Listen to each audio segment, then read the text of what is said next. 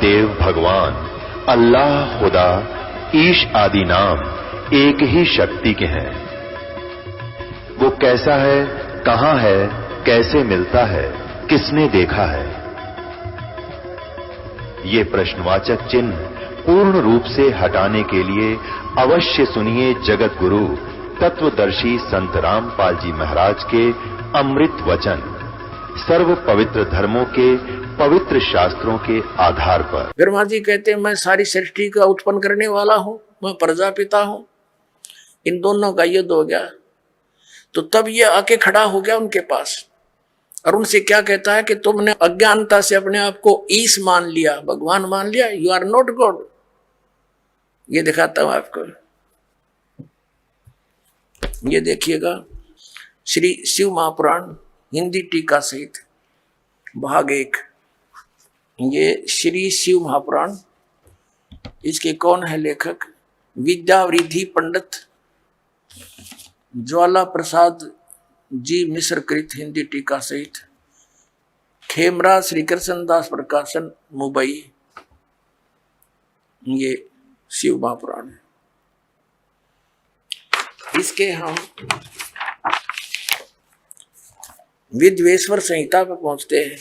ये 11 पृष्ठ विद्वेश्वर संहिता शिव पुराण अध्याय 6 में यहाँ पर नंदी केश्वर यानी वो नंदी बैल बता रहा है भगवान शंकर का। नंदी केश्वर बोले कि हे योगेंद्र, एक समय विष्णु भगवान शेष सैया पर अपने गरुड़ आदि पार्षदों के से संयुक्त लक्ष्मी सहित शयन करते थे। उस समय ब्रह्म ज्ञानियों में श्रेष्ठ ब्रह्मा जी अपनी इच्छा से वहां आए। सब प्रकार सुंदर सेज पर शयन करते हुए कमल लोचन विष्णु जी से पूछने लगे, तुम कौन हो? मुझे देखकर अभिमानी पुरुष के समान शयन करते हो। वत्स बेटा उठो, देखो मैं तुम्हारा स्वामी आया हूं। आए हुए स्वामी का गुरु को देखकर भी जो अभिमान करता है वह उस द्रोही मूड का प्रायश्चित होना निश्चित है। यह सुनकर विष्णु जी के अंतर में क्रोध हुआ, पर ऊपर से दिखाया नहीं, परंतु बाहर से शांत रहे और बोले, बेटा वत्स ब्रह्मा। विष्णु जी बोले ब्रह्मा जी को, वत्स बेटा तुम्हारा मंगल हो, बैठो इस आसन पर विराजो। इस समय तुम्हारे नेत्र कुटिल और मुख वक्र क्यों हो रहा है? ब्रह्मा जी बोले, हे वत्स विष्णु, तुमको समय के प्रभाव से अभिमान है। हे पुत्र, मैं तुम्हारा रक्षक और जगत का पिता मैं हूं। विष्णु जी बोले, यह तो सब जगत मुझ में सतीत है, तुम चोर के समान किस प्रकार अपना कहते हो? तुम मेरी नाभि कमल से उत्पन्न हुए हो, इससे तुम मेरे पुत्र हो। इनका लठ बाज गया, ये गणी ना पढ़ावे आगाते। इनका आपस में लट्ठम लट्ठा हो गए, देवता फूल बरसाने लग गए, अक्षाबास मरो कट गए। ये हमारे देवताओं के लक्षण देखिए। ये हम अब 11वां पृष्ठ पढ़ रहे हैं, अभी यहाँ नीचे आगे हैं। यहाँ देखो विद्वेश्वर सहित का, मैं श्रेष्ठ हूं, मैं स्वामी हूं, ऐसा कहकर एक दूसरे को मारने की इच्छा से युद्ध करने में उत्सुक हुए। संपूर्ण देवता विमान में बैठकर उस महा अद्भुत युद्ध को देखने चले आए और आकाश में उनका ऊपर फूल बरसाने लगे। हमारे देवताओं, ये हमारे देवता, दो भाइयों का झगड़ा हो जा तो सभ्य व्यक्ति उनका छूट बीच बचावा करा कर कहीं लड़के ना मर जा। अरे ये देवता फूल बरसावा, मरो लड़के हैं, हो जाओ खत्म है तेरा गजब। इन इतिहासों को पढ़ते थे हम। अब ये काल आ गया, इनके बीच में सतम डाल दिया इनके पिता ने पिल्लर तेजों में बहुत। इसके और छोर को खोजने लगे, इन कुछ नहीं पाया, ब्रह्मा ने झूठ बोल दिया। ये कथा आप सुनते रहते हो। इसलिए इनके बीच में आ गया और फिर इनको क्या हिदायत देता है कि तुम भगवान नहीं हो, तुमने अपने आप को भगवान मान लिया। ये देखिएगा शिव पुराण 17 पृष्ठ पर हम आगे, विद्वेश्वर संहिता है ये, अध्याय 9 भाग, विद्वेश्वर संहिता भाग 1 का अध्याय 9। अब यहाँ निंदिकेश्वर फिर बोले कि इस प्रकार जब वो दोनों नरम हो गए, भगवान ने नरम हुए ब्रह्मा विष्णु पर अनुग्रह करके, क्या बताया? उन दोनों की अज्ञानता और वैर को दूर करने के अर्थ दोनों से कहा कि मेरे सकल और निष्कल दो भेद से दो रूप है, परंतु और ईश्वर नहीं। इस कारण से दोनों उनके दो रूप नहीं हो सकते। पहला सतम रूप है और पीछे मूर्तिमान रूप धारण किया।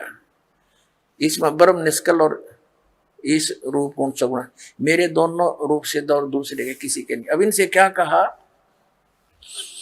इस कारण से तुम दोनों को अथवा दूसरों को ईश तव की प्राप्ति नहीं हो सकती। तुमने ब्रह्मा और विष्णु ने अज्ञानता से अपने को ईश माना, भगवान मान लिया। ये बड़ा ही अद्भुत हुआ, ये बड़ा गलत हो गया। उसको दूर करने को ही मैं रण स्थान में आया। अब तुम अपना अभिमान त्याग कर मुझ ईश्वर में अपनी बुद्धि लगाओ। मेरे प्रसाद से लोक में सब अर्थ प्रकाश होते हैं। अब ये क्या कहता है कि मैं जगत का वर्धक होने से मैं ब्रह्म हूं। आप आगे दिखाता हूं आपको। ये अध्याय, ये प्रश्न नंबर 18 पर देखिएगा, अध्याय नंबर 10 का। और यहां हम आ जाते हैं। हे पुत्रो, ब्रह्मा और विष्णु को कह रहा है, इनका पिता ये ब्रह्म, काल रूपी ब्रह्म सरपुरुष। हे पुत्रो, यह कृत आपने तप से प्राप्त किया है, जिसको सृष्टि की उत्पत्ति और प्रलय पालन कहता है। विष्णु और ब्रह्मा जी को इनका पिता ये काल कह रहा है कि तुमने ये कर्ता अपने तप से प्राप्त किए हैं, जो कि सृष्टि की उत्पत्ति और पालन कहता है, जो मैंने प्रसन्न होकर तुम्हें दिया। इसी प्रकार दूसरे दो कृत रुद्र और महेश को प्रदान किए, परंतु अनुग्रह कृत कोई भी पाने को समर्थ नहीं है। अब इसमें दास तो कहना चाहा था कि दो तो ये ब्रह्मा विष्णु हो गए और रुद्र और शिव ये दो न्यारे हो गए, ये चार हो गए। और पांचवा ये बोल रहा है, ये पांचवा जो बोल रहा है ये इनका पिता है, ये सरपुरुष है। और वहां ये शिव रूप में खड़ा हो गया इनके पास आके। ये ऐसे ही धोखे से काम करता है, अपनी वास्तविकता से परिचित नहीं होने देता। ब्रह्मा और विष्णु ने शंकर भगवान मान लिया। अब आगे देखना ये क्या कहता है। ये काल जो इन चारों को संबोधित कर रहा है, वो कहता है कि मेरा ओंकार मंत्र है। ये अब हम 19 पृष्ठ पर आ गए, 18 पढ़ लिया। विद्वेश्वर संहिता अध्याय 10 ही चल रहा है। यहां देखना, यहां इस कारण उस ज्ञान की सिद्धि के निमित्त ओंकार नामक मंत्र जप करो। अभिमान को दूर करने वाला है, सोई निज मंत्र उपदेश करते हैं। यह ओंकार मेरे मुख से उत्पन्न होने से मेरे ही रूप का बोधक है, महामंगल करने वाला है। यह वाचक है, मैं वाच्य हूं। यह मंत्र मेरा आत्मा है, उसके स्मरण से मेरा स्मरण होता है। उत्तर की मुख से अकार, पश्चिम के मुख से उकार, दक्षिण के मुख से मकार, पूर्व के मुख से बिंदु, मध्य के मुख से नाद उत्पन्न हुआ। इस प्रकार 5 प्रकार से ये निर्गत हुआ। वह सब एक होकर ओम ऐसा एक अक्षर हो जाता है। यह सब नाम रूपात्मक। अब कहने का भाव ये है कि ये ओम एक अक्षर इस ब्रह्मा विष्णु महेश के पिता का है। ये हो गया स्पष्ट। अब हम आते हैं पुनः देवी पुराण पर। अब इससे क्या सिद्ध हो गया कि ब्रह्मा विष्णु रुद्र और ये महेश ये भगवान नहीं है। इनका पिता खुद कह रहा है कि यू आर नॉट गॉड। अरे हमारे आचार्य शंकराचार्य हिंदू धर्म के धर्मगुरु यही नहीं को भगवान बता के हमें मूर्ख बना रहे। आज तक इनका कख नहीं पता था, इनको वेदों गीता और पुराणों का। बताओ, पुण्यात्माओं, इनने हमारे भोलेपन का नाजायज फायदा उठाया। नकली गुरुओं ने बैठा दिया, पूरा मानव समाज भूत बनवा दिया। फिर उनकी पूजा करवाते हैं, श्राद्ध निकालो, पिंड भरवाओ। अब जो साधना दास बताएगा उसमें ना तो कोई भूत बने, फिर कोई क्रिया की जरूरत नहीं उनकी। अब देखिए श्रीमद् भगवत गीता में हम फिर आते हैं। प्रसंग ये चला था आज के इन हमारे आचार्य और शंकराचार्य धर्मगुरुओं को तो ज्ञान कहाँ होगा, इनके भगवानों को ज्ञान नहीं जिनको ये भगवान बताते हैं, और वो भगवान नहीं है, सिद्ध हो गया कि ये भगवान नहीं है। अरे इनको ये भगवान बताते रहे, ईश बताते रहे। अब सतयुग के ब्राह्मणों ने ज्ञान नहीं, बताओ, सतयुग से लेकर आज तक ब्राह्मणों ने ज्ञान नहीं वेदों का। जब देखिएगा श्रीमद् देवी भागवत गीता प्रेस ग्रुप से प्रकाशित, केवल हिंदी, इसके संपादक हनुमान प्रसाद पोदार चिमनलाल गोस्वामी, ये गीता प्रेस गोरखपुर से प्रकाशित है। इसके हम 414 पृष्ठ पर आते हैं। ये 414 पृष्ठ है श्री संक्षिप्त देवी भागवत और छठा सकंद। अब यहां से पढ़ेंगे। जन्मेजय ने पूछा, महाभाग किस युग में कैसा धर्म का स्वरूप है, इस संपूर्ण विषय को विशेष रूप से बताने की कृपा कीजिए। व्यास जी बोले, राजन, यह निश्चय कि सतयुग में ब्राह्मण वेद के पूर्ण विद्वान थे। उनके द्वारा निरंतर भगवती जगदम्बा की आराधना होती थी। भगवती का दर्शन करने के लिए उनका मन सदा ललायित रहता था। प्रत्येक गांव में शक्ति यानी दुर्गा का मंदिर का उद्घाटन हो, ये इस विषय की उनके मन में बड़ी उत्सुकता थी। बता, ये सतयुग के ब्राह्मण खाक विद्वान थे। कहते हैं व्यास जी का ज्ञान देख लो कि सतयुग के ब्राह्मण वेद के पूर्ण विद्वान थे और दुर्गा की भक्ति करते थे।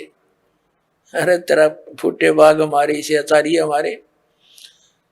अब दुर्गा तो कहती है कि वेद उस ब्रह्म की पूजा करो, ओम नाम है, नथिंग एल्स, और सब बातें त्याग दो। तो क्या ये सतयुग से लेकर आज तक ये ब्राह्मण लोग वेदों और गीता और पुराणों से ये अपरिचित थे? इन्होंने अपना भी नाश कर हमारा भी बैठा दिया। अब अपना भी भक्ति नाश किया, अपना जीवन नष्ट किया, और साथ में यजमानों को भी ले डूबे। ये तो सतयुग के ब्राह्मणों के विषय में। अब कलयुग के ब्राह्मणों की जानकारी जो वर्तमान के शंकराचार्य और आचार्य तकरीबन ये ब्राह्मण ही है, ब्राह्मण वर्ण के। अब यहां देखो, वही छठा अध्याय चल रहा है, पृष्ठ 414 पर हम यहां पढ़ रहे थे। अभी ये हमने पढ़ लिया, अब यहां आ गया। व्यास जी कह रहे हैं कि धर्म की यही स्थिति त्रेता में रही, परंतु कुछ ह्रास हो गया। सतयुग की जो स्थिति थी वो द्वापर में विशेष रूप से कम होगी। राजन, उन प्राचीन युगों में, सतयुग, त्रेता, द्वापर में जो राक्षस समझे जाते थे, वे कलयुग में ब्राह्मण माने जाते हैं। ओए होए, क्योंकि अब के ब्राह्मण प्राय पाखंड करने में तत्पर रहते हैं। दूसरों को ठगना, झूठ बोलना और वैदिक धर्म कर्म से अलग रहना कलयुगी ब्राह्मणों का स्वाभाविक गुण बन गया है। पुण्यात्माओं, अब ये इतिहास है हमारे हिंदू धर्म के धर्म गुरुओं का, इनके द्वारा दिए गए स्पिरिचुअल नॉलेज का। इन आचार्य और शंकराचार्य और हमारे धर्म गुरुओं को कख नहीं पता था हमारे सदग्रंथ क्या बताते हैं। और ये के लोक वेद सुनाया करते थे। ये क्या कहते हैं कि जीव ही ब्रह्म है, अहम आत्मा ब्रह्म, ये आत्मा ही परमात्मा है। और फिर दूसरी तरफ कहते हैं श्री कृष्ण की, श्री विष्णु जी की और श्री शंकर भगवान की पूजा करनी चाहिए। बताओ, और उधर देवी की पूजा करते हैं और इनको भगवान बताते हैं। इनके विषय में लिखा है, स्पष्ट है कि ये भगवान है ही नहीं जिनको ये भगवान बनाकर हमें पूजवाया करते थे। तो पुण्यात्माओं, ये सौभाग्य आपका कि परमात्मा ने आपको शिक्षित किया, इस दास को अध्यात्म ज्ञान युक्त किया। अब देखना पूरे विश्व में यह ज्ञान जाएगा और सब मानव का कल्याण हो जाएगा। बोलो सतगुरुदेव।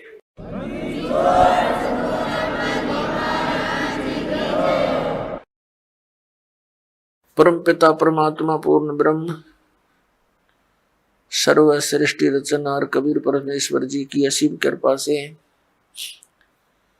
आप पुण्यात्मा सत्संग सुनने के लिए उपस्थित हुए। जिस प्यारी आत्मा के ऊपर परमात्मा की विशेष रजा होती है, उसी को ये सुअवसर प्राप्त होता है। बहुत ही पुण्यकर्मी प्राणियों को मानव शरीर प्राप्त होता है।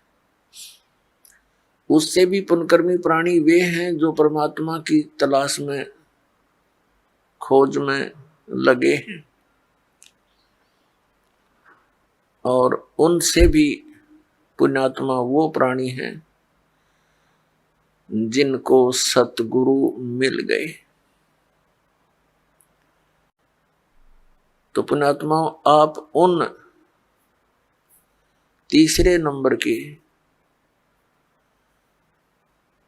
यानी गुड, बेटर, बेस्ट, ये बेस्ट आत्मा हो परमात्मा की, आपको सतगुरु मिल गए। अब आपका ये अंतिम जीवन होगा यदि आप आजीवन इस सत भक्ति पर दृढ़ रहे, नियमित रहे, आप सतलोक चले जाओगे। आप आज से नहीं लगे हो भक्ति के लिए, परमात्मा के लिए, आप युगों युगों से लगे हो। आप भक्ति मार्ग पर लगे हो, लेकिन बीच में गफलत कर जाते हो। किसी भी कारण से आपका इस भक्ति मार्ग से पैर फिसल जाता है, आप फिर यही काल के गड्ढे में, घेरे में पड़े रह जाते हो, और फिर से प्रयत्न करते हो इस घेरे से निकलने का, इस कुएं से निकलने का। तो अब आपका प्रयत्न, अब आपका जो इस काल के घेरे से निकलने का ये लास्ट स्टेप रह रहा है। यदि इससे फिर फिसल गए तो हजारों युगों तक आप इस स्टेप पर नहीं आ पाओगे, इस चरण में नहीं आ पाओगे। जो इस सतमार्ग से जुड़े हैं और उनका पैर फिसल गया, तो वो तो बहुत कई हजार युगों के बाद ही फिर पुनः इस भक्ति मार्ग को ग्रहण कर पाओगे। कारण क्या है? कारण ये है कि ये सत भक्ति है, यथार्थ मंत्र है।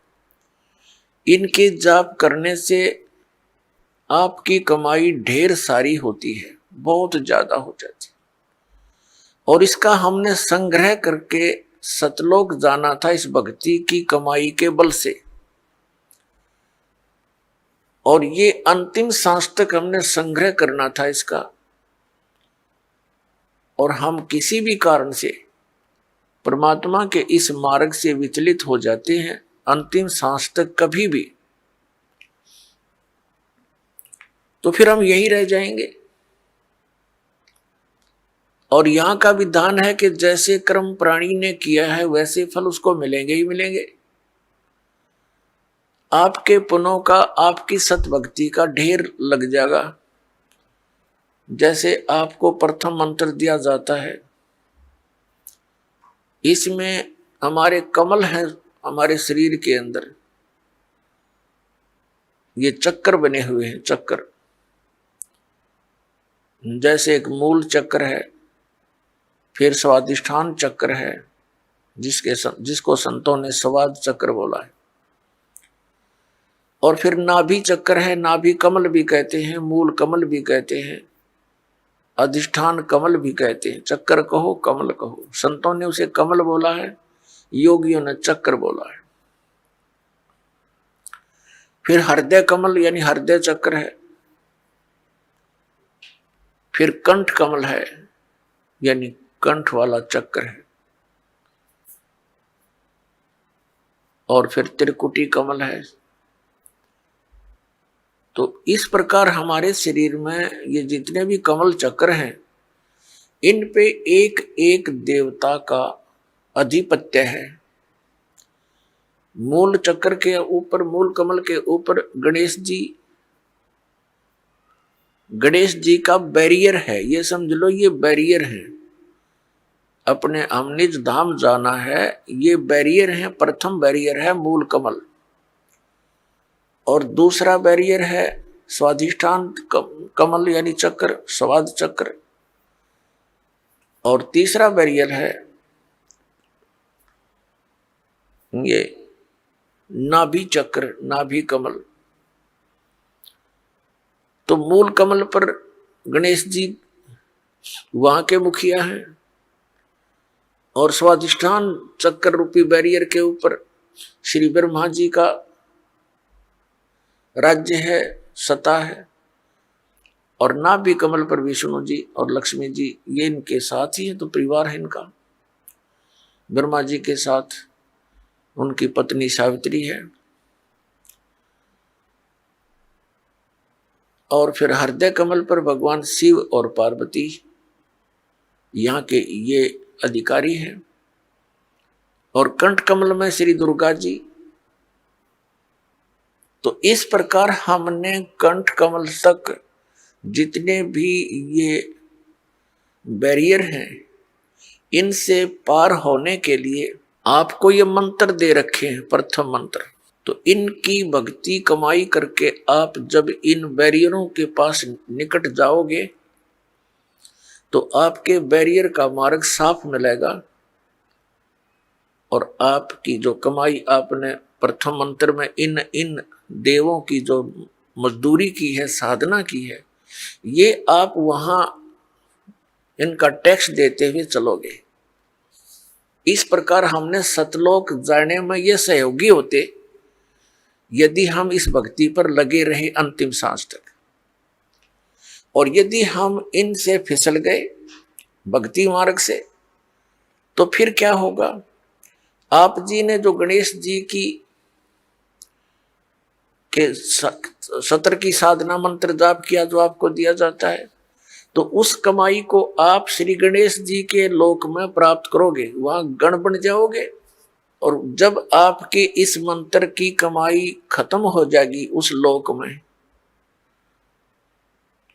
उसके बाद आप फिर श्री ब्रह्मा जी के लोक में जाओगे, क्योंकि आपने वो भी नाम जाप कर रखा है, उसकी कमाई बहुत गनी बनी हुई है। तो वहां आप अपनी पूंजी को नष्ट करोगे देवता बनकर। उसके बाद फिर आप जाओगे श्री विष्णु जी के लोक में, क्योंकि उस नाम की भी जाप की कमाई आपने कर रखी है। और फिर वहां आपके उस नाम की जाप की कमाई समाप्त हो जाएगी, भक्ति कमाई, वो धन, तो आपको फिर वहां से निकाल दिया जाएगा। फिर आप भगवान शिव के लोक में जाओगे, और इसी प्रकार वहां भी आपके पुण्य समाप्त होने पर, भक्ति के इस जो भगवान शंकर के सत्र का नाम आपको दे रखा है, उसकी कमाई नष्ट होने पर, समाप्त होने पर, फिर आप दुर्गा जी के लोक में जाओगे, और दुर्गा जी के लोक में जाकर के अपनी इस पुण्य कमाई को फिर वहां नष्ट करोगे। तो इस प्रकार आपको ये पृथ्वी पर नहीं आने देगा, क्योंकि आप इतने पुण्य बन जाएंगे आपके, और पृथ्वी पर आए बिना भक्ति मिले नहीं।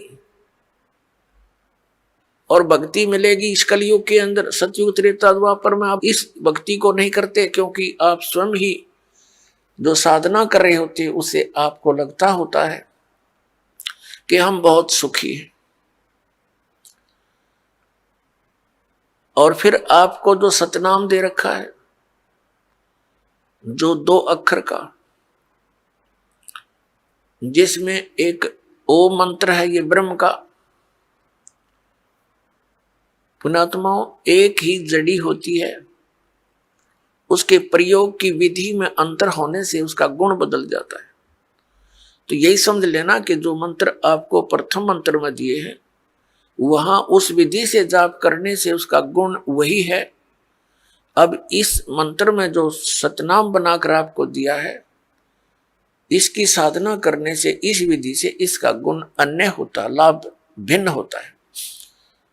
कई बोली आत्मा, क्योंकि हम युगों युगों से अज्ञान से परिपूर्ण हैं, अब ये तत्व ज्ञान प्राप्त हुआ है तो हम वकील बन जाते हैं उस अज्ञान आधार से। तो उसमें आप जी ने ये सोचना चाहिए, यदि हम विद्वान होते तो हमें ये ज्ञान पहले ही प्राप्त होता। आप विद्वान नहीं, बुद्धिमान अवश्य, लेकिन उस बुद्धि का दुरुपयोग करके आप भगवान से दूर हो जाओगे।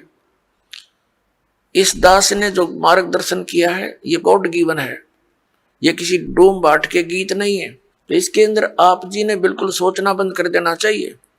उपदेश लेने के बाद, उपदेश लेने से पहले आप बिल्कुल वकील बने रहो, खूब अच्छी तरह निरीक्षण करो हर एक बात का, और तब दीक्षा ग्रहण करो। दीक्षा ग्रहण करके यदि गुरु जी के वचनों में आपको अविश्वास होता है तो आपका नाम खंडित हो जाता है, भगवान से दूर हो जाते हो। इसलिए दास सबसे पहले आपको ज्ञान ग्रहण करने के लिए पुस्तकें देता है, सीडी बना रखी है, ये सुनो देखो, मिलाओ दूसरे संतों से, और जब आपको संतुष्टि हो जाए कि ये मार्ग फाइनल है, सही है, तो दीक्षा लो, अन्यथा मत लो। तो जो दास फिर आपको जो भी ज्ञान दे, आप एक अच्छे विद्यार्थी की तरह निसंशय होकर सुनो, श्रद्धा से सुनो, ब्लाइंड फेथ करके सुनो। पुण्यात्माओं, श्रद्धालु हमेशा अपने गुरुजी के वचन पर अंधविश्वास करता है और वही सफल होता है। लेकिन इस गुण का इन नकली गुरुओं ने दुरुपयोग कर लिया। जितने भी आप देखते हो ये संत और इनके पास गए हुए डिवोटी कितने समर्पित हैं। वो गुरुजी जो भी ज्ञान बताते हैं शिरोधार्य होता है। उनके विषय में कोई कहता है, जैसे तत्व ज्ञान के आधार से हमारे भक्त उन अन्य संतों के शिष्यों को बताते हैं कि आपकी साधना ठीक नहीं, आपके गुरुजी के पास मोक्ष मार्ग नहीं, तो वो बहुत दुखी हो जाते हैं और कहते हैं आप मेरे गुरुजी के बारे में कुछ ना बोलो। तो पुण्यात्माओं, वो ड्यूटी तो सही है, उनका आस्था होनी ही चाहिए, लेकिन वो नकली गुरुओं के पास वो श्रद्धा बनाए बैठे। अब जैसे आम के पौधे को बीज कर यदि कोई ये आस्था लगाए बैठा है कि मैं आम खाऊंगा, इसके आम लगेंगे बड़ा होकर, तो वो बिल्कुल सही है, उसका बिल्कुल सही उद्देश्य है और ठीक उसकी क्रिया है। और यदि बबूल का पेड़ पौधा बो करके और वो ये कहता है कि ये बड़ा होगा, इसके आम लगेंगे, और उसको कोई जानकार व्यक्ति ये सलाह देता है कि ये आम का पौधा नहीं है, इसको आम नहीं लग सकते, और वो ये कहे कि तू मेरी भक्ति मार्ग को यानी मेरे पौधे को गलत मत बता, तो वो उसकी एक तो श्रद्धा है, जिस व्यक्ति ने उसको आम का पौधा बता करके बबूल दे रखा है, वो पूरा विश्वास किए बैठा है उस नकली आदमी पर। तो उस व्यक्ति को चाहिए कि इस व्यक्ति ने मेरे पौधे को ये बबूल क्यों बताया, उसकी फिर पूरा निरीक्षण करना चाहिए, तब उसकी सिंचाई करना, तो बबूल बोने का क्या यूज। तो जैसे भी किसी को ये शंका उत्पन्न करता है कोई कि भी आपका भक्ति मार्ग ठीक नहीं, तो उससे पूरा पूछे, अच्छी तरह निरीक्षण करे और फिर इन सदग्रंथों से मेल करे, क्योंकि किसी के लोक वेद से यानी कहने सुनने मात्र से अपने पद से डगमग होना ठीक नहीं। अपने आत्मा ये दास आपको जो ज्ञान देता है ये शास्त्र अनुकूल है। पवित्र श्रीमद् भगवत गीता, पवित्र चारों वेद और पवित्र पुराण, ये एक पवित्र हिंदू धर्म के श्रद्धालुओं के लिए शिरोधार्य है। शिरोधार्य का अर्थ होता है इनमें जो लिखा है वो सत्य है, और इससे बाहर कोई बताता वो असत्य है।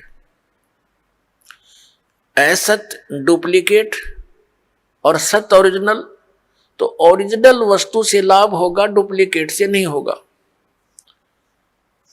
श्रीमद् भगवत गीता अध्याय नंबर 16 के श्लोक 23-24 में स्पष्ट किया है कि अर्जुन, शास्त्र विधि को त्याग कर जो मनमाना आचरण करते हैं उनको न तो कोई सुख प्राप्त होता है, न उनकी गति होती है, और न ही कोई सिद्धि को प्राप्त होते हैं, अर्थात यूजलेस। तो फिर फायदा क्या उस भक्ति के करने का। तो गीता अध्याय नंबर 16 के श्लोक नंबर 24 में तुरंत कहा कि इससे तेरे लिए अर्जुन कर्तव्य और अकर्तव्य की व्यवस्था में, यानी कौन सी भक्ति करनी चाहिए और कौन सी ना करनी चाहिए, सदग्रंथ ही प्रमाण है, उनको आधार मानना। सदग्रंथों के विपरीत कोई ज्ञान देता है उसको स्वीकार मत करना, वो गुरु ठीक नहीं। भावार्थ ये है इस पवित्र सदग्रंथ के इस श्लोकों का। तो पुण्यात्माओं, ऐसे तो आपको भी कोई कह सकता है कि आपके गुरु जी का ज्ञान ठीक नहीं, तो उसे प्रमाण लीजिए और फिर अपने प्रमाण दीजिए, और फिर भी आपको कोई भिन्नता लगे तो बेशक किसी को स्वीकार कर लीजिए। लेकिन दास ये दावे के साथ कहता है कि इस विश्व के अंदर इस दास के अतिरिक्त न तो तत्व ज्ञान है और न ही भक्ति का कोई मंत्र समाधान है। सबके पास यूजलेस मंत्र है, मोक्षदायक नहीं है, वो सब झूठे और गलत मंत्र है, शास्त्र विरुद्ध ज्ञान है। ये ढोल के डंके पर कहते हैं। और ऐसा है तो प्रमाण दे कोई हमारे सामने आए। हमने अध्यात्म ज्ञान चर्चा का एक प्रोग्राम चलाया, उसमें सामने आए और अपना पक्ष प्रस्तुत करे। तो दास जो आपको कहना चाह रहा है वो इस विषय में है कि जो भक्ति आप करते हो और जो साधना ये दास बताता है उसके ऊपर आपको अविश्वास नहीं होना चाहिए, विशेषकर उपदेश प्राप्त करने के बाद। अगर फिर भी वो कोई अग्रम मग्रम करता, वो चातुर प्राणी है, उसने 1 2 4 20 हजार 2000 को मूर्ख बना रखा होगा, वो गुरु पद प्राप्त कर चुका है, उन औरों को अभी उलझाना ही चाहता है। अन्यथा इतने प्रमाण देखकर तो मूढ़मती भी इंसान समझ जाता है कि यह संत क्या बताना चाहता है। तो कहने का दास का तात्पर्य ये है कि जब आप उपदेशी हो जाओ उसके बाद आप दास के वचन सुनो और उनको फाइनल मानो। उपदेश लेने से पहले आप पूरी तर्क वितर्क करो, अपने माइंड से एक दूसरे के साथ करो कि ये कैसे लिखा है, ये ऐसे लिखा, फिर प्रमाण देखो। हमने तो पृष्ठ नंबर और अध्याय नंबर, उनके श्लोक नंबर दे रखे हैं, आपके प्रमाणित ग्रंथ होंगे। पुण्यात्माओं, दास अपनी तरफ से एक शब्द नहीं बोलता, क्योंकि हम जीव हैं। जीव जो अपनी तरफ से बोलेगा वो यदि ग्रंथों से परिचित नहीं है तो जीव सतर का ही बोल सकता है। लेकिन दास ने उन सदग्रंथों को पढ़ा है जो गॉड गिवन है, और गॉड गिवन जो विचार है वो जीव सतर से बाहर होते हैं। गॉड गिवन परमात्मा दत्त जो ज्ञान है उस पर जीव सोच ही नहीं सकता वहां तक, तो उनको हमने फाइनल ही मानना होगा। दैट्स ऑल, ये समझ लेना। और ये आपको निश्चय हो जाना चाहिए कि दास जो बोलेगा वो सदग्रंथों से ही बोलता है, जो सदग्रंथों में लिखा है, और जिसको हमारे धर्मगुरु समझ नहीं सके दास उनको समझा रहा है कि इस सदग्रंथ का कहने का तात्पर्य ये है, ये न्यू का न्यू लिखा हुआ है, एज इट इज रिटन है, जो का तो लिखा हुआ है, और उसको हमारे धर्मगुरु समझ नहीं सके। बस इतनी सी बात है। अब धर्मगुरु कौन होता है? जो धार्मिकता और सदग्रंथों का ज्ञान दे, और जो सदग्रंथों के विपरीत ज्ञान देता है और आपस में लड़ा के मारता है, वो ना धर्म गुरु है ना उसके धार्मिकता आसपास है, वो तो एक राक्षस व्यक्ति है। पीछे आप देखते आए हो, हिंदुओं के गुरु मुसलमानों के साथ लड़ाते हैं, मुसलमानों के गुरु हिंदुओं के साथ लड़ाई करवाते हैं अपने उल्लू सीधा करने के लिए, और वो हमें मूर्ख बनाते रहे। अब हम देखेंगे अपने सदग्रंथों को, और सदग्रंथों में वर्णित विधि है, उससे हम मोक्ष प्राप्ति करेंगे। तो दास आपको बता रहा था कि जो मंत्र आपको दिए जाते हैं ये आपको यहां प्रयोग नहीं करने चाहिए थे। आपने इनकी कमाई को संग्रहित करना है, सुरक्षित रखना है, किसी को आशीर्वाद नहीं देना किसी को कोई दुआ या बद्दुआ नहीं देना। बद्दुआ दोगे तो भी आपकी पुण्य अक्षीण होंगे, और किसी को आशीर्वाद दोगे तो भी आपके भक्ति कमाई समाप्त होगी, खर्च होगी। अब जैसे कोई एक पहिए से, एक टायर से हवा और दूसरे टायर में भरे, वो कितना बुद्धिमान है, दोनों कंडम। वो यूज है इसका। ये बुद्धिमान व्यक्ति ऐसे काम करता है, उसको सलाह देगा भाई यहां से जाइए, वहां आगे एक हवा भरने का यंत्र है, आप वहां से हवा भराइए, दोनों का काम चले। तो इस प्रकार हम अगर आशीर्वाद दे देते हैं तो हमारी पूंजी नष्ट हो जाती है, भक्ति। अब ना उसको लाभ, उसको थोड़ा सा लाभ उसको होगा, और आप यहीं रह गए, दोनों चौड़ चपट, क्या फायदा। तो इस प्रकार हमने अपने बच्चों को, भाई बहन, माता पिता, सबको, संबंधित जितने मित्र हैं, या वैसे भी कोई, एक सद्भावना पूर्वक सबसे प्रार्थना करनी चाहिए कि आप भी दीक्षा लो और अपनी हवा आप भरो। जैसे एक पंप दे दिया जाता है साइकिल में हवा भरने का, तो सब ले लो पंप और अपनी भरो हवा, जब जरूरत पड़े फुल करो और चलो गाड़ी पर, सवारी पर। तो कहने का भाव ये है कि इसी प्रकार ये गुरुदेव जी से दीक्षा लेकर के आप स्वयं अपने भक्ति मंत्र के जाप साधना के द्वारा अपने टायर में हवा स्वयं भरो और फिर चलो। तो इस प्रकार आप जी ने अब ना किसी को आशीर्वाद देना है, ना किसी को बद्दुआ देनी है, दोनों में हमें हानि है। पहले क्या था, इस काल का जाल है।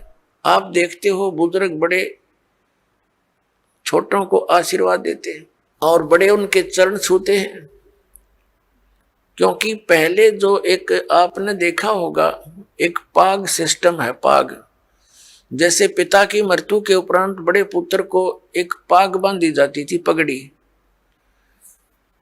और फिर वो पिता वाले कर्म वो करता था। आप पिछला इतिहास देखिएगा तो उसमें क्या होता है कि वो आशीर्वाद देने वाला अपनी पूंजी नष्ट करता है और उनको आशीर्वाद देता। जैसे आपने देखा होगा एक पुत्र वधू अपनी सास के पैर दबाती है, या किसी और बड़ी बूढ़ी के उसके पास बैठी है उसके पैर छूती है, वो उसको दुआ देती है, पुत्रवती हो, तेरे बेटे हो, पुतों फड़िए दूध दो, नहाइए, इस तरह के देते हैं। तो वो बुढ़िया के पास जो चवन्नी थी वह तो पुत्र वधू को दे दी, आप खाली होगी, आगे चारदर है ही नहीं। तो इस प्रकार हमने अपनी इस भक्ति को बर्बाद नहीं करना है, ना किसी पुत्र वधू को आशीर्वाद देना है। पुत्र वधू को भी परमात्मा से जोड़ दे, बेटी अपनी कमाई कर और तेरा भी कल्याण हमारा भी कल्याण होगा।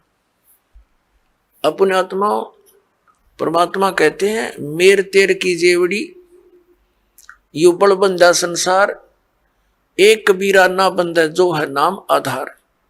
जिसने नाम प्राप्त हो गया, परमात्मा को आधार मानकर चल रहा है, वो इस संसार की मेर तेर की जेवड़ी में बंधा नहीं गा। अब हमने देखी है बुढ़िया किस प्रकार आशीर्वाद देती है। जब पुत्र वधू का उसकी अच्छा मेल सा है तब तो आशीर्वाद दे रही है, तेरे भाई जियो, तेरे भतीजे जियो, और तू बूढ़ सुहागन हो। बूढ़ सुहागन माने मरा इतना तेरा पति नहीं मरा, वृद्धावस्था तक सुहागन बनी रहे। और अगले दिन उसकी होगी अनपन, बुढ़िया दे रही है गाल उसने, तेरे भाई मरियो, तेरे भतीजे मरियो, तो रांड होइयो। बताओ, वो दूना टोटा कर लिया उसने। पहले तो आशीर्वाद देकर खोई, फिर उसने बद्दुआ देकर भक्ति खोई। तो ये कोई बात हुई? जो दास आपको कह रहा था कि ये भक्ति मार्ग जो अब प्रारंभ हुआ है ये चौथे युग में ही होता है, और ये समय है उसका। पुण्यात्मा, आप जी सुनते आए हो विशेषकर 2-3 वर्षों से कि सन 2012 में प्रलय होएगी। अब वो प्रलय का अर्थ कैसे लगाकर पेश करते हैं कि पृथ्वी पर सर्वनाश हो जाएगा। ये वो प्रलय नहीं होगी, ये अधर्म की प्रलय होगी। अधर्म का सर्वनाश होगा, अज्ञान की प्रलय होगी और ज्ञान का विकास होगा। ये वो प्रलय अब सन 2012 में होगी।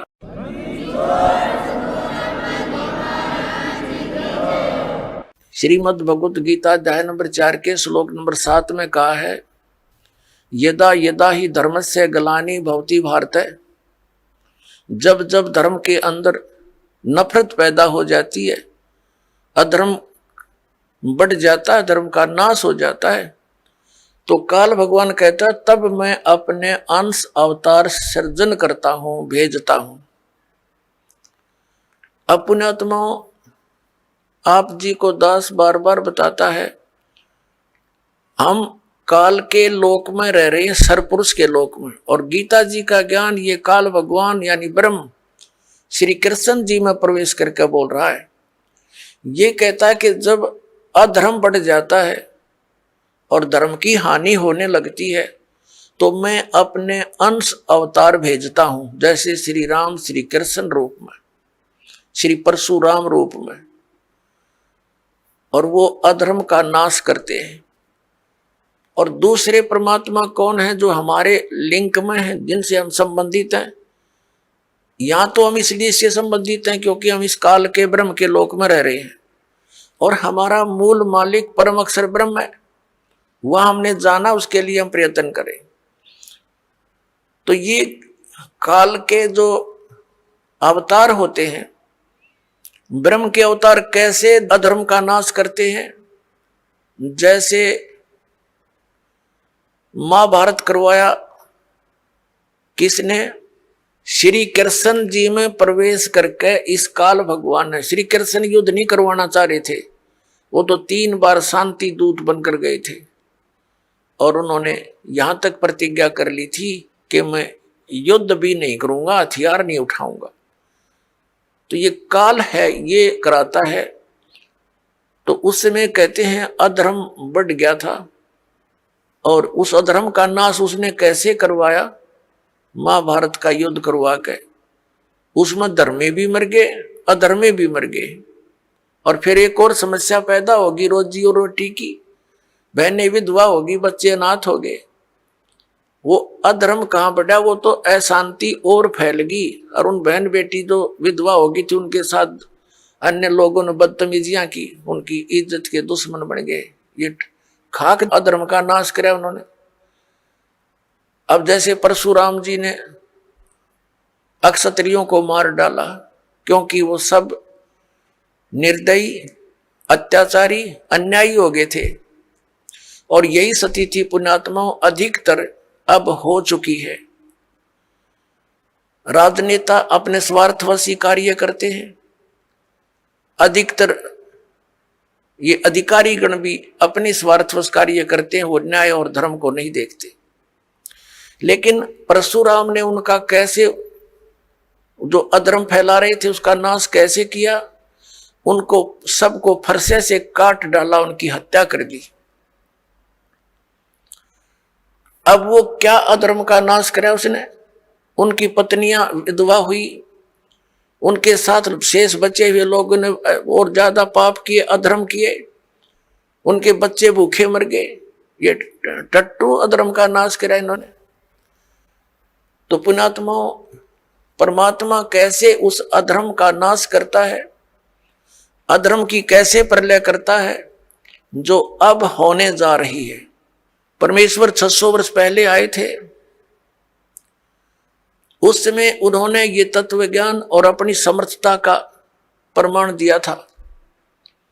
परमात्मा ने ऐसे सुख दिए थे जो उनकी शरण में आए थे। 64 लाख शेष हुए थे कबीर परमेश्वर जी के। सन 1398 से सन 1518 तक 120 वर्ष परमात्मा इस पृथ्वी पर रहे, एक जनसाधारण की लीला की, जुलाहे का कार्य किया और एक परम संत की भूमिका की, तत्वदर्शी संत की भूमिका की। और जो भी उनकी शरण में आए उनके आशीर्वाद मात्र से उनको सुख होना शुरू हो गया। यानी परमात्मा की सतिथि को पुनः स्थापित किया परमात्मा कबीर परमेश्वर जी ने, और अधर्म का नाश किया। और उसके बाद फिर उन महापुरुषों के मिलते रहते हैं, वो आकर के उनके द्वारा फिर अपने धर्म का प्रचार कराते हैं, उनसे सुख होता है, जनता को भक्ति में आस्था बनी रहती है।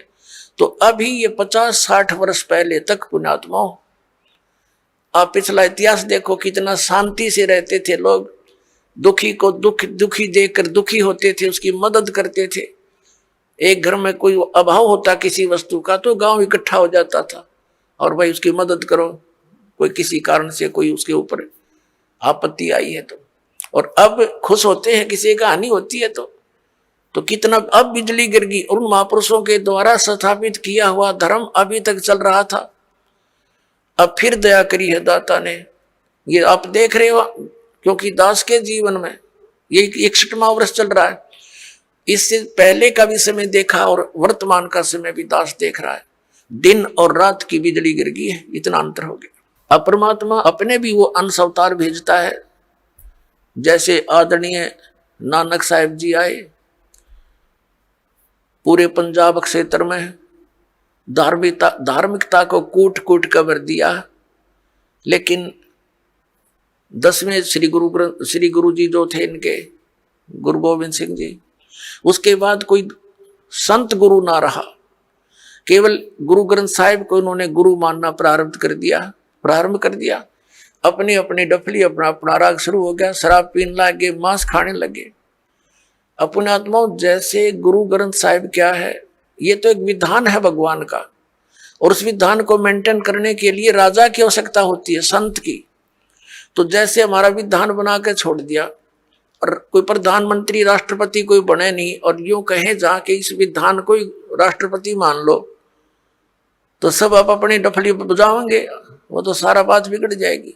तो उस विधान में जो भी नियम है उनका पालन करवाने वाले संत की आवश्यकता अवश्य पड़ेगी, और तब ये धार्मिकता बनी रहेगी। ये दास का एक संत होने के नाते एक सलाह है और सच्चाई है।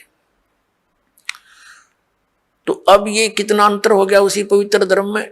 मुसलमान धर्म चला उस समय भी, उसमें कोई ऐसा मांस और शराब का और तंबाकू का बिल्कुल समावेश नहीं था, और अब इसमें भी ऐसे ही बहुत बुराई कर गई, मांस खाते हैं और तंबाकू पीना, ये तो आम बात हो गई है। तो पुण्यात्माओं, अब ये अधर्म का नाश होगा, नास्तिकता का अंत होगा, और सब लोग धर्म की तरफ चलेंगे, क्योंकि अधर्म करके सब थक चुके हैं, शराब मांस तंबाकू पीकर थक चुके हैं। लेकिन इनको कोई विकल्प नहीं दिखता, क्योंकि समाज के अंदर ये बुराई घनी घर कर गई, और कदम कदम पर आगे साथी मिले हैं पीने और खाने वाले। तो अब ये दास जो ट्राई कर रहा है, कोशिश कर रहा है कि सबद समाज बनाए, और समाज ही बच्चे जो पुण्यात्मा हैं वही अधिक मात्रा में हो जाएंगे बीड़ी शराब मांस तंबाकू से दूर और सतभक्ति करने वाले। तो धीरे धीरे उन बुराई को हटाएंगे, अन्य को भी दूर करेंगे, वो भी देखम देखा फिर अच्छाई पर लगेंगे। जैसे देखम देखा ये बुराई सब में घर कर गई है। अब प्रसंग जो चल रहा है पुण्यात्माओं कि अब ये जो समय है ये इन 4 युगों की करीब है, सतयुग त्रेता द्वापर की और इस कलयुग की। अब ये प्राइम टाइम है भक्ति का, मोक्ष कराने का। सतयुग त्रेता द्वापर में प्राणी वैसे ही बहुत सुखी थे, अच्छी आत्माओं का जन्म होता है, तो वो जो भी भक्ति शास्त्र विरुद्ध भी कर रहे होते हैं तो भी उनको सुख होता है। तो वो ये समझ बैठते हैं कि जो साधनाएं हम कर रहे हैं इन्हीं से हमें लाभ हो रहा। जैसे ये दास पहले भगवान श्री कृष्ण, भगवान विष्णु, भगवान शंकर जी, बाबा श्याम जी, हनुमान जी और भी जो भी देवी देवता हमारे पवित्र धर्म में हमें पूज्य बता रखे थे, सबकी पूजा करते थे। और वो अब पता चला वो तो शास्त्र विरुद्ध साधना थी जिससे लाभ हो ही नहीं सकता, और फिर भी बहुत से ढेर सारे सुख अपने जीवन में हो रहे थे। हम ये सोच बैठे थे कि इन्हीं साधनाओं से हमें लाभ हो रहा है। अब पता चला कि उन्हीं पूजाओं को करने वाले हमारे पड़ोस में गांव में उनके सर्वनाश हो गए। कभी बुद्धि नहीं गई कि ये भी वही पूजा करते हैं और इनका कति नाश हो गया और हमें कैसे लाभ मिल रहा है। वो प्रारब्ध कर्म ही हमें प्रफुल्लित हो रहा था। जिनके प्रारब्ध में पाप थे वो पाप उनको कैर तोड़ रहे थे, जिनके प्रारब्ध में सुख थे पुण्य कर्म थे उनको फल मिल रहे थे। पूजा दोनों ही एक जैसी कर रहे थे। अब ये पता चला कि जो साधनाएं हम कर रहे थे उनके प्रतिफल से हमें कोई सुख नहीं था। ये हमारे पुण्य संस्कार थे, पिछले जन्म के संग्रहित जो प्रारब्ध बनाकर हमें दिए गए थे वही प्रफुल्लित हो रहे थे। और एक ऐसे भी देखे हमने जो राम नाम का आसपास भी नहीं, गुट्टी लाओ सारा दिन बकवाद करें, ताश खेल रहे, कोई राम नाम का जिक्र करे उसका मजाक करें, और उनके ठाठ हैं, उनकी गाड़ियां चलती हैं, ट्रक चलते हैं और वो कुछ भी ना कर रहे। तो अब पता चला तत्व ज्ञान की रोशनी में कि वो सर्व उनको प्रारब्ध ही प्राप्त है। आगे उनका भट्ठा बैठेगा एक कदम, जब तक पिछले जन्म की बैटरी चार्ज है इन्वर्टर की। आइए अब हम उन श्रद्धालुओं के अनुभव जानते हैं जो जगत गुरु तत्वदर्शी संत रामपाल जी महाराज जी से दीक्षा प्राप्त कर चुके हैं तथा उनके द्वारा बताए गए भक्ति मार्ग पर चल रहे हैं। नमस्कार जी। सत्साई जी। क्या नाम है बहन जी आपका? मेरा नाम शिखा दासी है। कहाँ के रहने वाले हैं आप? मैं हिसार हरियाणा से हूँ। संत रामपाल जी महाराज से नाम दीक्षा आपने कब ली? मैंने संत रामपाल जी महाराज से नाम दीक्षा जनवरी 2009 में ली। संत रामपाल जी महाराज से नाम दीक्षा लेने से पहले क्या आप कोई भक्ति साधना भी करते थे? जी हाँ, हम जो मतलब हमारे समाज में जो भी धार्मिक पूजाएं हैं, देवी देवताएं हैं, उनको मानते थे। और मेरी मम्मी संतोषी माता की बहुत ही मतलब ज़्यादा पूजा करती थी, उनके व्रत सब कुछ करती थी। फिर भी वो मतलब बीमार ही रहती थी हर टाइम। और मेरे पापा हर महीने मतलब सालासर हो गया, अमरनाथ हो गया, केदारनाथ, मतलब हर जगह तीर्थ यात्रा पर जाते थे। तो जो ये भक्ति साधनाएं आप लोग कर रहे थे और आपके पेरेंट्स कर रहे थे, तो इन सब भक्ति साधनाओं से आपके परिवार में क्या क्या लाभ प्राप्त हुए? जी, हमें इनसे कुछ लाभ तो प्राप्त नहीं हुए, परंतु उल्टी ही हमें हानियां होती चली गई। मेरी मम्मी इतनी ज़्यादा बीमार रहती थी, मतलब वो सारा टाइम खाट में ही रहती थी। और मेरे पापा मतलब 6-6 महीने बाहर ही रहते थे, घर पे नहीं आते थे। और जिस कारण हमारी भी मतलब परवरिश है वो अच्छे से नहीं हो सकी। और हमारी आर्थिक स्थिति इतनी बुरी थी कि हम कभी कभी तो बिना खाया ना खाए ही सो जाते थे। फिर हमारे घर वाले थे वो भी मतलब जो हमारे दादा दादी थे, चाचा चाची थे, वो भी इतना साथ नहीं देते थे।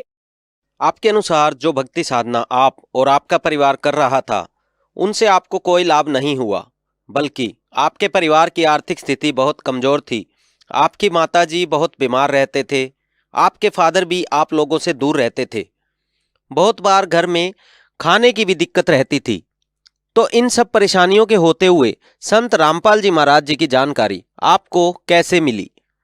जी, हमें ऐसे पता चला, हम मतलब कॉलोनी से बाहर रहते थे, तो वहाँ पर एक लेडीज़ थी, तो उन्होंने बताया कि ऐसे ऐसे संत रामपाल जी महाराज हैं, आप नाम दीक्षा ले लो तो आपको आपकी सारी दिक्कतें हैं वो दूर हो जाएंगी। परंतु मेरी मम्मी ने एक बार तो मतलब टाल मटोल कर दी कि नहीं, हम नहीं लेंगे, हम तो यही पूजा करेंगे।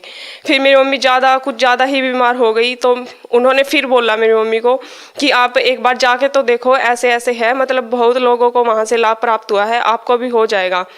तो मेरी दादी और मेरी मम्मी संत रामपाल जी महाराज के पास सतलोक आश्रम बरवाला चले गए और वहाँ पर उन्होंने उनसे नाम दीक्षा ली। संत रामपाल जी से नाम दीक्षा लेने के बाद क्या आपके परिवार में किसी तरह के कोई चेंजेस आए? हाँ जी, बहुत बदलाव आए हमारे परिवार के अंदर। मतलब पहले तो सिर्फ मेरी मम्मी ने नाम लिया था, तो मेरे पापा नहीं मानते थे। तो मेरे पापा के साथ एक घटना हुई, उनका एक्सीडेंट हुआ। वो एक ड्राइवर हैं, तो वो उनकी गाड़ी का ब्रेक फेल हो गया था, तो वो भी अगले ही दिन संत रामपाल जी महाराज की शरण में चले गए। और हमारे घर में मतलब इतनी दिक्कतें रहती थी वो सभी दूर हो गई। हमारी आर्थिक स्थिति भी बहुत अच्छी हो गई। पहले हमारे घर में मतलब कुछ भी नहीं था, ऐसे लगा के ही चलो, कुछ भी सुविधा प्राप्त नहीं थी हमारे घर में। मैं बताऊं, एक ही चेयर होती थी हमारे घर में, उस पर भी मतलब कभी कभी आते थे तो मेरे पापा ही बैठते थे। तो हम सब हमारे घर में कोई खाट नहीं होती थी, वो एक बेड होता था जो मेरी मम्मी को दहेज में मिला था मेरी नाना और की तरफ से।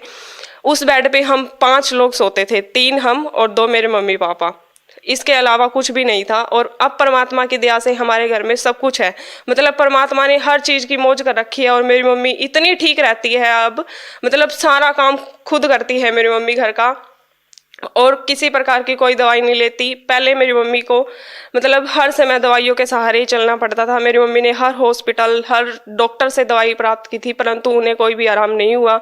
और फिर संत रामपाल जी महाराज की शरण में जाते ही उन्हें मतलब बहुत उनकी तबीयत में बहुत सुधार आया और धीरे धीरे वो अपना जीवन सुखद व्यतीत करने लगी।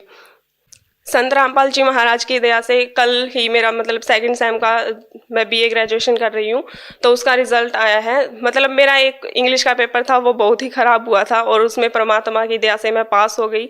मेरे को इतनी खुशी है इस चीज़ की कि मैं मतलब बता नहीं सकती। मेरे को पक्का यकीन था कि मैं इसमें फेल हो जाऊँगी, पर परमात्मा ने मेरे को पास करवा दिया। और मेरे पापा का एक बार इतना ज़बरदस्त एक्सीडेंट हुआ था, मतलब उनकी गाड़ी है ना 6-7 मतलब पलटे खा गई थी, तो कोई उम्मीद नहीं थी बचने की, फिर भी परमात्मा ने उन्हें जीवन दान दिया और उनको बचा लिया।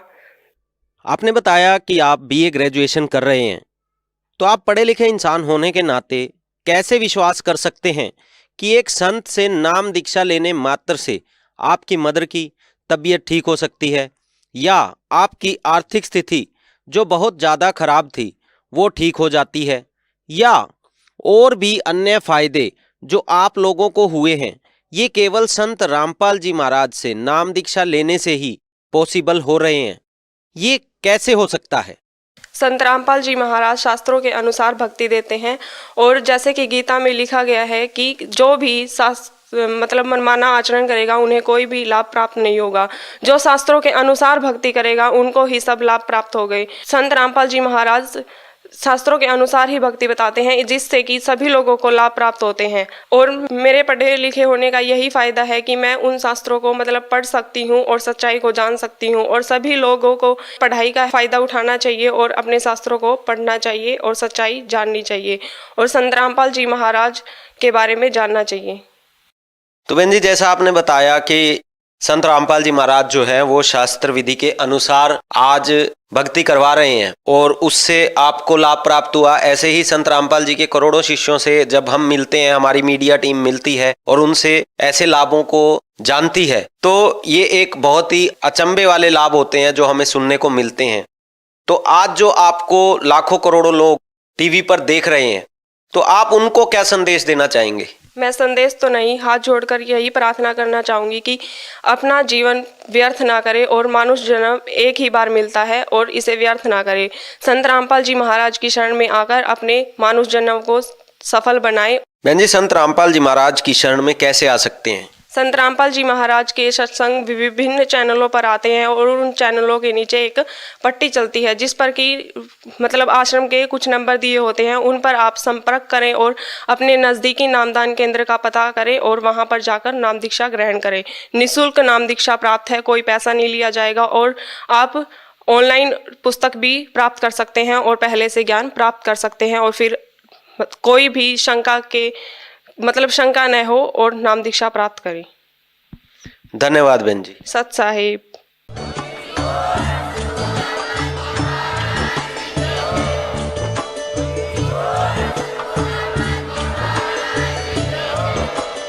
आप सुन रहे थे जगत गुरु तत्वदर्शी संत रामपाल जी महाराज जी के मंगल प्रवचन। अधिक जानकारी के लिए विजिट कीजिए हमारी वेबसाइट www.jagatgururampalji.org। संत रामपाल जी महाराज जी के शुभ आशीर्वाद से पूरे विश्व भर में 500 से भी ज्यादा नाम दीक्षा केंद्र हैं, जिन पर संत रामपाल जी महाराज जी द्वारा ऑनलाइन निःशुल्क नाम दीक्षा दी जा रही है। अपने नजदीकी नाम दीक्षा केंद्र का पता करने के लिए संपर्क करें।